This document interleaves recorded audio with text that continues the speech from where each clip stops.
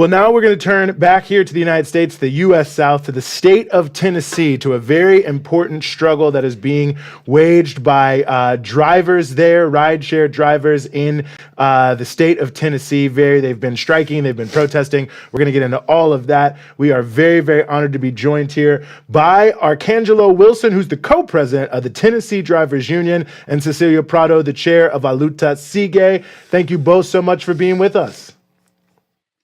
Thank you for having us. Well, let me tell you, the pleasure is all ours to have you here. It's very, very interesting struggle. Arkangelo, I'll start with you. I mean, maybe just give us a sense of, what are the conditions for drivers there where you are in Tennessee, and what are you guys organizing around? What would you like to see change? Well, thank you for having me. Basically, Uber, most of the companies that normally when they start, they start on a good footnote, trying to care for the people. But as the time goes on and they start getting a foothold, they start to manipulate the system. The regulation of these two giants, it is not working because the loophole they're getting, they are not using against the drivers. So that's why, as the Tennessee drivers, we decided to make a strike planning about 4 months ago, and then 3 weeks ago we did the first strike, and then last week we did another one. And what we are calling for is for better pay. Second, try to get much staging at the airport. We need a bigger lot. Also, the sanitation of the bathroom at the airport is really poor.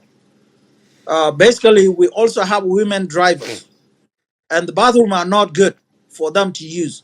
So we are also trying to advocate for women bathroom. So there has to be an equality. We are also trying to ban out of state drivers that are coming here, that have been sent by Uber or Lyft to come and drive here in the state. We are also trying to find what they call fixed drivers. In any kind of job, there has to be a limit. So we are also trying to see there has to be a cap on number of people that employed a year. Because you cannot just, I know it is advantages for them to infatuate the market. But what about the people, the drivers or the locals? Where would they go? How are they going to survive? So this is what we are trying to advocate for, and we are now getting attention of our locals, officials, and I hope next week, the meeting that we will have with them is going to be a good one. We likely hope to have some outcome from there. No, that's really important. And Cecilia, I guess I'd want to ask you, could you comment on, for those who aren't drivers, why should people care about the conditions of these drivers? And not just the conditions, but why should they care, for their strike to be successful? Of course. So Uber and Lyft drivers like Arkangelo are at the forefront of the fight against the expansion of the gig economy, right? So the drivers in Tennessee are organizing because they are tired of being robbed by Uber and Lyft, just like Arkangelo was saying. According to them, Uber and Lyft are taking over half of their payout for rides, which, it's how it has changed. It's been over a decade since they first were established, when they used to take 10%, then 20%. Now they're taking over half. And it also, so that means that folks are working 12-hour shifts, 7 days a week, just to put food on the table, right? And they can do that because drivers are classified as, the correct classification for them is gig workers, right? They're classified as independent contractors, but it's more accurate to portray them as gig workers.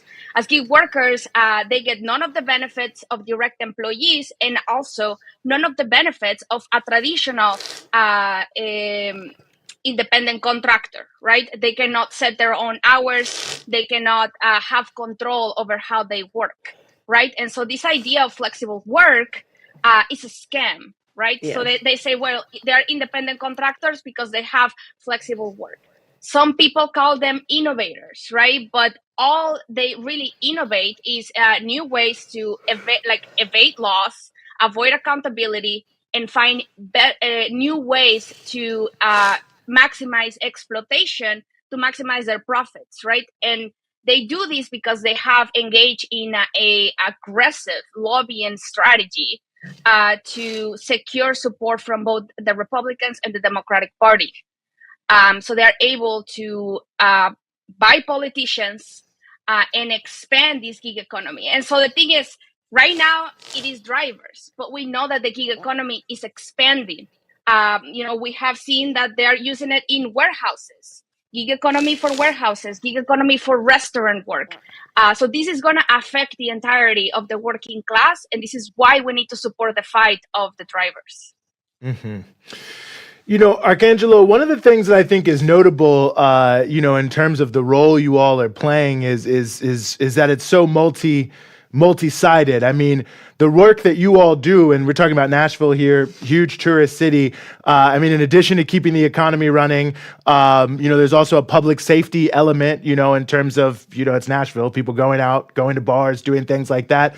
I was hoping you could just talk about that a little bit, because I think sometimes, people open their phone, they get in, they get out of an Uber, they don't think about it. But really, without you all in a city like Nashville or anywhere, so much of the economy couldn't really operate, and people's daily lives would be much more difficult.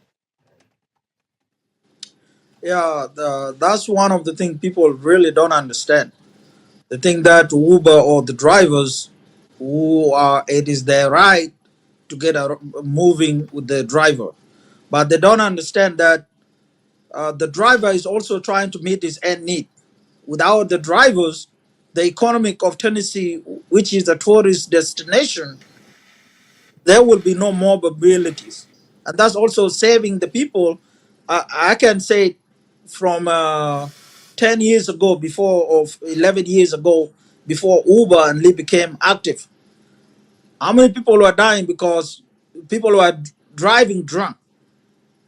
With the current state now, the people driving are those who are under the influence. Sometimes either they are not law-abiding citizens, but those who are law-abiding citizens and they don't want to get into law, they end up using Uber, and that have saved a lot of people their lives, because the safety is number one of the issue. Uber and Lyft were established, and without the drivers, if the platform is there and nobody's driving, how can you get around? There's no way. So with the Tennessee drivers, or not just only in Tennessee, all over the world, how many drivers do we have? It's over 5 million drivers, or 1 point something billion people driving. Without them, the mobility or the safety of the people will not be guaranteed. So they are always maintaining, it is a 24 hours work. So if I'm not on the clock, there's somebody on the clock. That's providing the safety delivery to the people. As Cecilia said earlier, it is not just only about getting a ride share only. They are now delivering, there are those that are doing food delivery or groceries. Without this, it will make the life easy on everyone. And instead of getting off from work and you are tired, you can do the instant card, or you can do the DoorDash, and you get your thing delivered. So that's making everybody safe, and is something that people should understand. What the drivers are fighting for is not to be overcharged or not to be rough. They're already getting rough. They're getting more. When a driver asks a rider, when you pick one either from the airport or from downtown to airport, and you say, "Sir, how much did you pay?" or "Ma'am, how much did you pay?" You hear somebody say, I pay 50, I pay 40, and you're only getting $11 downtown. You know, that's a big gulf. You know, they're already paying, getting more from the rider, but they're paying the driver less. So we are not fighting for the Uber or the Lyft to go and rob the riders, but we are fighting to make sure that we get the decent living we need. It's really, really unbelievable when you think about that. It is really robbery. But so I want to ask, for those who are watching and are rightly infuriated by the sort of theft that you're talking about and the conditions you're talking about, I'll ask this to both of you. How can people get involved? How can they support your strike? One of the things that you can do, you can follow the Tennessee Drivers Union on Twitter, on Instagram, on TikTok and Facebook, and stay updated. There is a solidarity pledge, which you can access by bit.ly/TDO Solidarity. And that way you can show that you stand with the drivers, especially if you have traveled to Nashville, if you're a tourist, former or future tourist, or are, a resident of Tennessee, member of an organization, of a church. Please sign on the pledge, and then I'll let Arkangelo add anything I missed. Yeah, really, there's nothing more to do. As she's already stated most of the thing, all we want is, as a community, when we work as if in unity, nothing that we cannot overcome. It is important that we work as a society, because what we are doing is also benefiting them by getting home safe and getting to where the destination that they require to go. Without those, really, the safety, and that's why we are also advocating for the scooters. There has to be a time limit for the scooters, because at night there are some that are still driving them and they are drunk. That's also hazard to the people on the street and also to the drivers. So with those one, if people cannot stand with us, it's going to make it difficult for us to go for the fight. But if there's a more voice that we hear from all over the walk of life, that's going to work for us, and our voice will be heard either by the state legislative or by the two giants who are robbing the people or the drivers. Well, this is a critically important struggle, and we're going to keep covering it on Breakthrough News. We really appreciate you both being willing to come on. Arkangelo Wilson, Cecilia Prado, thank you so much for some of your time here in the Freedom Side. Thank you for your time. Thank you for having us.